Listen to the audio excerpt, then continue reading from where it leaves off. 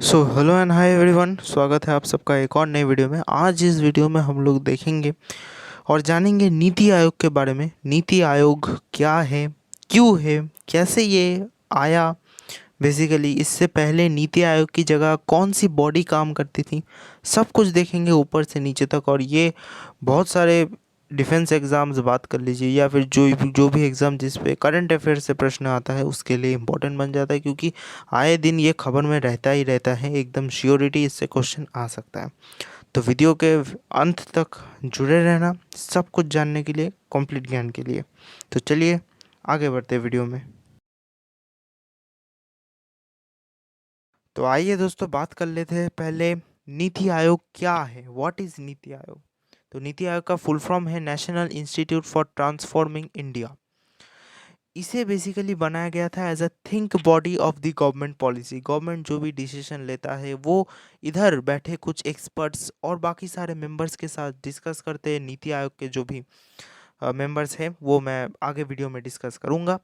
मैं इधर आप लोगों को कुछ एग्जांपल देना चाहता हूँ जिससे आप रिलेट कर पाएंगे कि इसका काम क्या है। बेसिकली नीति आयोग ने, जो आपने सुना होगा, बहुत ही फेमस फेमस डिजिटल इंडिया, स्वच्छ भारत अभियान, अटल टनल मिशन, ये सब कुछ नीति आयोग में डिसाइड होता है। बात कर लेते हैं कि नीति आयोग कब बना था और किसने बनाया था। तो नीति आयोग बना था 1 जनवरी 2015 को। और इसका जो मतलब निर्माता था वो था, बेसिकली आप कह सकते हो, द प्राइम मिनिस्टर हिमसेल्फ। उन्होंने जब इसे डिक्लेयर किया था, उनका जो मेन मोटिव था वो था कि less government but more governance. तो इसी मोटिव के साथ उन्होंने किया था। और एक चीज़ जो इसे जस्टिफाई करता है वो है कोऑपरेटिव फेडरलिज्म।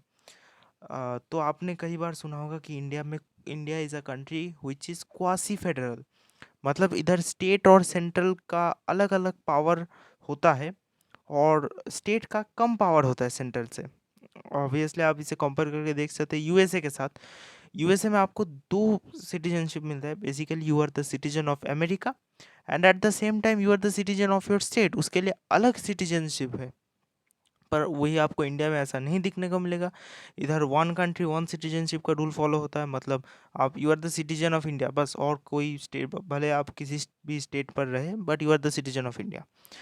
तो ये चीज़ है फेडरलिज्म।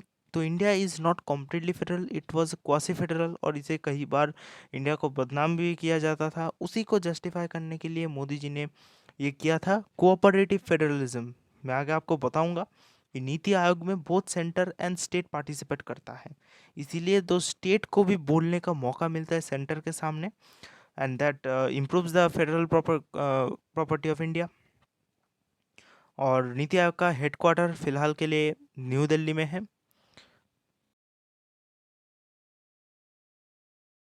तो जब मैंने आप लोगों को बताया नीति आयोग की काम के बारे में, डिजिटल इंडिया वगैरह वगैरह जो भी प्रोग्राम था, आप लोगों ने ये ज़रूर समझ लिया होगा कि नीति आयोग का जो काम है वो बेसिकली कुछ प्लान करना है।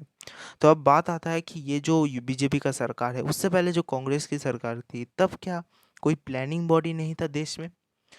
तो इसका उत्तर है हाँ, प्लानिंग बॉडी था जिसका नाम था प्लानिंग कमीशन, जो बनाया गया था 1950 को, आफ्टर इंडिपेंडेंस।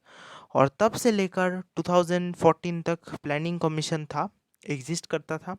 13 अगस्त 2014 को मोदी जी ने इसे खत्म कर दिया एकदम से। खत्म, bye bye, tata, good bye, गया।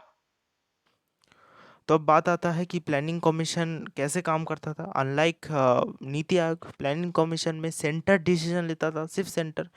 उधर स्टेट का कोई भी काम नहीं रहता था। और प्लानिंग कमीशन में 5 इयर्स प्लान निकाला जाता था। हर 5 साल बाद बाद एक टारगेट फिक्स किया जाता था, इस 5 साल में हमें ये करना है, अगले 5 साल में हमें ये करना है। जैसे कि आप मान लीजिए पहले के टाइम में, इंडिपेंडेंस के बाद इंडिया उतना सक्षम नहीं था अपने एग्रीकल्चरल फील्ड में, इकोनॉमी में। तो उसी शॉर्ट टर्म एक्शंस को लिया जाता था, जैसे कि इस साल हम लोग एग्रीकल्चर पर ध्यान देंगे, और ऐसे अलग अलग काम किया जाता था।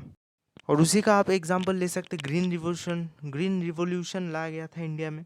और एक चीज़ जो हम कहते हैं LPG, liberalisation, privatisation and globalisation. ये एलपीजी जो मनमोहन सिंह जी ने लाया था, ये भी एक 5 इयर्स प्लान के अंडर ही आता था।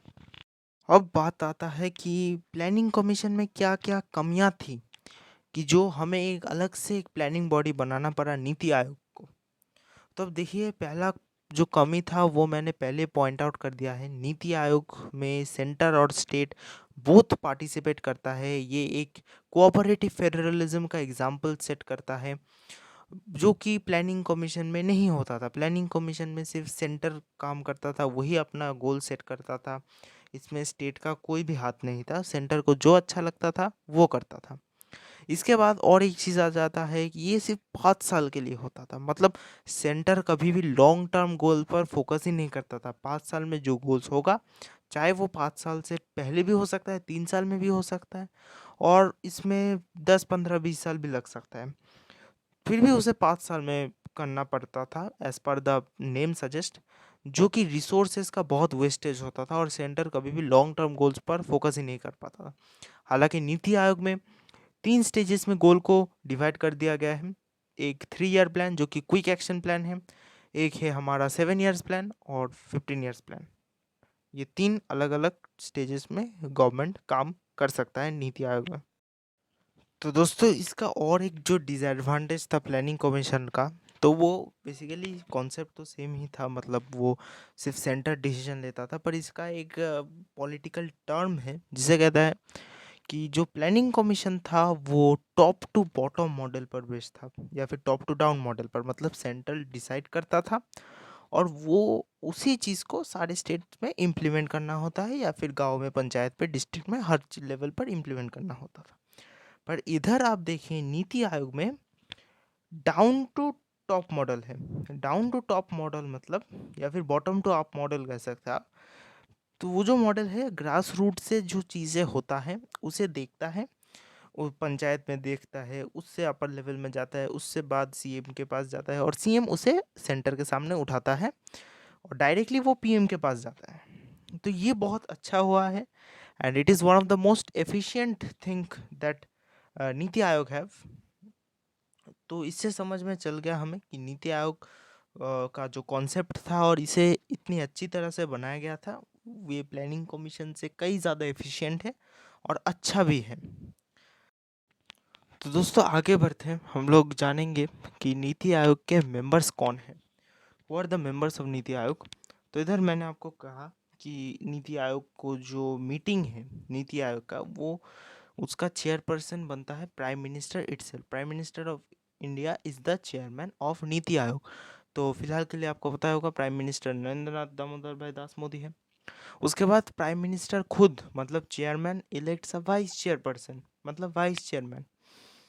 और उसके बाद एक गवर्निंग काउंसिल होता है। Governing council is composed of the CM, chief ministers of all the states, and the union territories with the legislator, जिन यूनियन टेरिटरीज के पास लेजिस्लेटर है उनका भी CM, and the lieutenant governors of the union territories except Delhi and Puducherry. आपको पता होगा दिल्ली का सीएम है और पुडुचेरी का भी सीएम है, तो उनका सीएम जाता है, नॉट द लेफ्टिनेंट गवर्नर्स। और एक काउंसिल है जिसका नाम है रीजनल काउंसिल्स। तो regional council basically, and that is the region base. अगर चेयरमैन चाहता है कि एक पर्टिकुलर रीजन के एक पर्टिकुलर इशू को वो एड्रेस करे, तो तब उस पर्टिकुलर रीजन के चीफ मिनिस्टर, जो भी स्टेट या ड्यूटी आता है उस रीजन के अंदर, उनकी चीफ मिनिस्टर या फिर लेफ्टिनेंट जनरल्स को बुलाया जाता है, एंड दैट्स ऑल।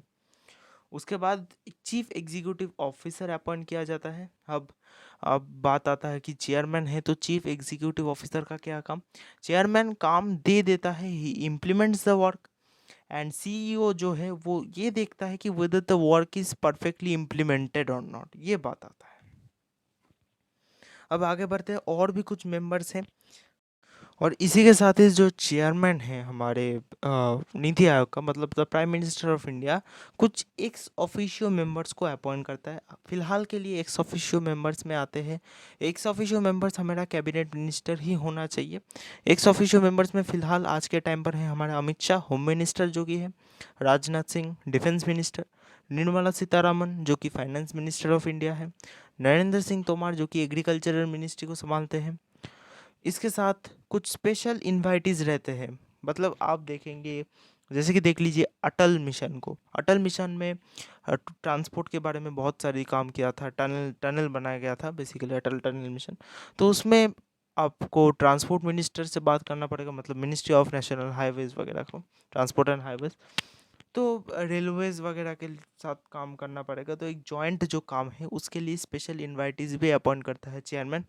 तो जैसा कि मैंने कहा, इसमें 4 मेंबर्स हैं, जैसे कि नितिन गडकरी जी हमारे फिलहाल ministry of road transport and highways को संभालते हैं। उसके बाद है Piyush Goyal, ministry of railways को संभालते हैं। थावर चंद गहलोत जी, जो कि ministry of social justice and empowerment, मतलब आप सोच सकते हैं ऐसे जो सोसाइटी में हो रहा है, जेंडर इनइक्वालिटी, वुमेन एम्पावरमेंट, इन सब चीज़ों को संभालते हैं। जैसे कि आप एक एग्जांपल ले सकते हैं, बेटी बचाओ बेटी पढ़ाओ का जो योजना था गवर्नमेंट का, वो शायद इनके साथ डिस्कस करके बना है। स्पेशल इन्वाइटीज मतलब उनको कुछ चंद दिनों के लिए बुलाया जाएगा, हमेशा वो मीटिंग पर नहीं भी रह सकते तो भी चलेगा।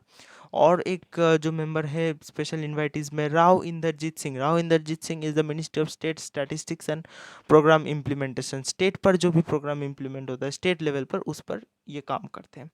और कुछ फुल टाइम मेंबर्स में, जैसा कि मैंने पहले भी कहा था, नीति आयोग में बहुत सारे एक्सपर्ट्स ऑलरेडी इलेक्टेड है, they are the permanent full time members. उनमें आते हैं पहले V.K. Saraswat, who is a former DRDO chief है। रामेश चंद जी, जो कि एज एन एग्रीकल्चरल एक्सपर्ट रहते हैं नीति आयोग में। और डॉक्टर विनोद पॉल, जो कि पब्लिक हेल्थ के एक्सपर्ट हैं। और अब बता देते हैं जो कि इम्पोर्टेंट पोस्ट है और कुछ करंट अफेयर्स के पॉइंट ऑफ व्यू से इम्पोर्टेंट है नाम। ये सब मिनिस्टर्स के नाम उतना आता भी नहीं है। बात कर लेते हैं CEO ऑफ नीति आयोग। फिलहाल के टाइम पर अमिताभ कंठ is the CEO of NITI Aayog. ये चीज़ बहुत ही इंपॉर्टेंट है। उसके बाद जो हमारे वाइस चेयरपर्सन है Rajiv Kumar, this is also very important for as a current affair points of view. एंड हमारी चेयरमैन है प्राइम मिनिस्टर, उनका नाम तो पता ही होगा आप। तो ये सारे थे मेंबर्स ऑफ नीति आयोग। तो अब डिस्कस करते हैं the difference between planning commission and NITI Aayog. तो इस सेक्शन पर हर एक पॉइंट एप्लीकेबल होगा जो मैंने पहले डिस्कस कर लिया है। एक और पॉइंट ऐड होगा जो कि कुछ ऐसा है कि प्लानिंग कमीशन और जो नीति आयोग है, प्लानिंग कमीशन जो था पहले, वो फंड इम्प्लीमेंटेशन पर भी काम करता था, मतलब कौन से स्टेट को कितना फंड मिलेगा, इस पर पूरा का पूरा प्लानिंग कमीशन का हाथ था। पर नीति आयोग में इसका कोई हाथ नहीं है, ये फाइनेंस मिनिस्ट्री के अंदर आता है। कौन से स्टेट को कितना फंड मिलेगा, नीति आयोग सिर्फ एक एडवाइजरी बॉडी के रूप में काम करता है, मतलब जैसा कि मैंने पहले भी कहा, think tank of the government policy. तो नीति आयोग सिर्फ आज के टाइम पर सिर्फ एडवाइस करता है गवर्नमेंट को कि हाँ तुम ये कर सकते हो, पर इसका कोई मतलब नहीं है कि गवर्नमेंट को हर वो काम इम्प्लीमेंट करना पड़ेगा। तो आखिर में हम लोग बात करेंगे नीति आयोग की मीटिंग के बारे में कि कब इसका मीटिंग होता है। तो नीति आयोग का जो पहला मीटिंग हुआ था वो हुआ था 8 फरवरी 2015 को। जो फॉर्म हुआ था, मतलब नीति आयोग फॉर्म हुआ था 1 जनवरी 2015 को। 8 फरवरी को इसका पहला मीटिंग हुआ था under the chairmanship of PM Narendra Modi. इसके बाद इसी साल 20 फरवरी 2021 को इसका 6th मीटिंग हुआ था गवर्निंग काउंसिल के अंदर। तो इस साल का जो मीटिंग था वो बहुत ही स्पेशल हो जाता है इसी के कारण, क्योंकि इस साल पहली बार के लिए हमारी जो सारे यूनियन टेरिटरीज और स्टेट था उसके सिवा Ladakh as an union territory joined it for the first time. तो ये थोड़ा स्पेशल हो जाता है और इम्पोर्टेंट भी है। तो बस यहीं पर हमारा वीडियो ख़त्म करते हैं, और उम्मीद करता हूँ कि आपको जो भी बेसिक इन्फॉर्मेशन चाहिए नीति आयोग के बारे में जानने के लिए वो सब कुछ मिल गया होगा। अगर वीडियो पसंद हो तो लाइक कर देना, and please subscribe the channel for more such interesting videos. Thanks for watching the video. तब मिलते हैं आपसे एक और नई वीडियो में, तब तक के लिए सेफ रहिए, खुश रहिए।